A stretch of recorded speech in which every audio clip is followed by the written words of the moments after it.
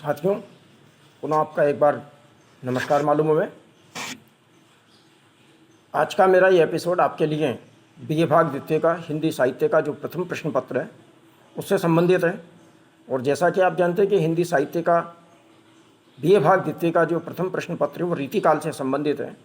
और रीतिकाल के अंतर्गत हमारे विभिन्न प्रकार के जो रचनाकार हैं उन विभिन्न प्रकार के रचनाकारों के जो छंद हैं, जो पद हैं, वो उसमें संग्रहित हैं। तो इस एपिसोड के अंदर मैं आपके लिए बीए भाग द्वितीय का जो देव कवि है, जिसके कुछ छंद हमारे यहाँ संग्रहित हैं, तो देव कवि का ये जो छंद है इसके मैं आपको व्याख्या करके बताऊंगा, क्योंकि ये परीक्षा की दृष्टि से बहुत महत्वपूर्ण है, बहुत उपयोगी है। और इसमें किस तरीके से एक जो गोपी है, एक जो नायिका है, वो कृष्ण के वियोग में किस तरह से व्याकुल है, बेचैन है, उसके संदर्भ में इसमें चर्चा की गई है। देखिए आप क्या कह रहा है कवि कि एक जो गोपी है, जो नायिका है, कृष्ण के विरह में क्या कहना चाह रही है कि सांसन ही सो समीर गयो और आंसुन ही सब नीर गयो ढरी, तेज गयो गुनले अपनों और भूमि गई तन की तनुता करी, देव जे मेले बेही की आस कि आसों पास आकाश रयो भरी, जा दिन ते मुख फेरी हरे हंसी हेरी हियो जो लियो हरी जू हरी। इसमें एक नायिका जो है, गोपी जो है, वो कृष्ण के प्रेम की, कृष्ण के भक्ति की का प्रतिपादन करते हुए किस प्रकार से वो कृष्ण के दर्शनों को लालाई थे, किस प्रकार से कृष्ण के दर्शनों के लिए बेचैन और व्याकुल है, उसकी जो विरह पीड़ा है उसकी चर्चा इसमें जो है रचनाकार ने अत्यंत संक्षेप में करी है, बहुत गंभीरतापूर्वक करी। क्या कहता है कवि, देखिए आप कि सांसन ही सो समीर गयो, कि वो नायिका विरह में इतने व्याकुल है कि उसका श्वासों का जो समीर है, उसके सांसों की जो हवा है, वो तो समीर के साथ, वायु के साथ ही समाप्त हो गई। यानी जैसे वायु वो उड़ कर के और कहीं चली जाती है, इसी तरीके से उसकी जो श्वास है, उसकी जो श्वास गति है, वो भी प्राय लगभग समाप्त होने वाली है। वो चलते चलते बहुत धीमी गति से परिपूर्ण हो गई है। कि सांसन ही सो समीर गयो, मानो उसकी सांसों से तो हवा ही समाप्त हो गई पूरी तरह।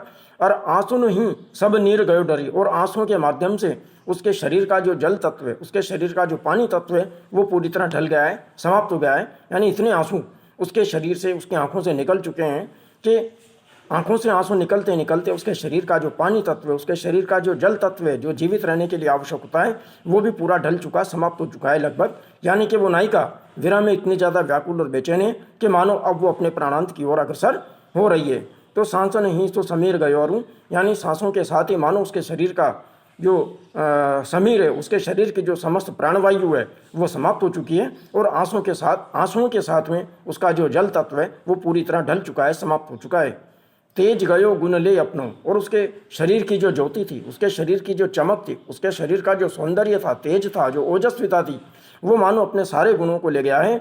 और भूमि गई तनि की तनुता करी, और उसका शरीर इतना क्रश हो गया है, इतना कमजोर हो गया, इतना पतला हो गया। और भूमि गई तन की तनुता, उसके शरीर की जो तनुता है, उसके शरीर की जो कमजोरी है, उसका जो दुर्बलपन है, वो इतना ज़्यादा हो चुका है कि मानो भूमि नामक जो तत्व होता है, अर्थात भूमि देखिए क्या होती है, पोषण का महत्वपूर्ण आधार होती है।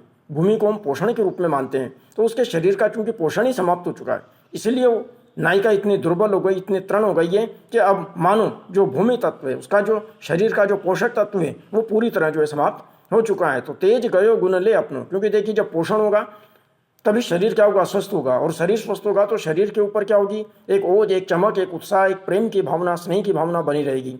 तो ये सारी चीज़ें उसके शरीर से विरह के दुख के कारण पूरी तरह समाप्त हो चुकी है। तो तेज गयो गुण ले अपनों अरु भूमि गई तन की तनुता करी, यानी उसके जो भूमि तत्व, उसका जो पोषक तत्व है, खान पान जो है, सारा समाप्त हो चुका है। और इसीलिए उसका शरीर सारा इतना कमजोर हो गया, इतना तृण हो गया कि मानो उसके शरीर का सारा तेज, सारा जोश, उसके सारे गुण, उसका सौंदर्य, उसके चमक, वो सब कुछ पूरी तरह समाप्त हो चुकी है। देव जिये मिले बेई क्या, देव कवि कहते हैं अपने जिये में, अपने हृदय के अंदर केवल मिलने की आशा के कारण, मिली बेई, मिलने की आशा के कारण केवल एक चीज़ उसके पास रह गई है, आसुं पास आकाश रयो बरी। भगवान श्री कृष्ण से मिलने की आशा के कारण उसके पास केवल शून्य आकाश रह गया। यानी कि उसके पास केवल शून्य है जीवन में, और कुछ बचा हुआ नहीं है। वो भी इसलिए कि मतलब वो श्री कृष्ण से मिलने की एक उम्मीद लगाए हुए कि कभी तो आकर के प्रभु मेरे को दर्शन देंगे। उसी आशा में, उसी उम्मीद के अंदर केवल जीवन का जो शून्य तत्व है, जीवन का जो आकाश तत्व है, वो मानो उसके पास में रह गया है। और उसके पास शरीर का कोई तत्व उसके पास में बचा हुआ नहीं है। यानी हमारे जो पंचभूत तत्व हैं, उन पंचभूत तत्वों के अंतर्गत हम केवल आकाश को, ब्रह्मांड को शून्य मानते हैं। यानी कि उस नायिका के पास में कुछ बचा हुआ ही नहीं है, अर्थात वो केवल अपने जीवन के अंतर्गत विरह के कारण शून्य में ताकती रहती है। उसकी जो सारी चेतना है वो पूरी तरह प्राय समाप्त हो चुकी है।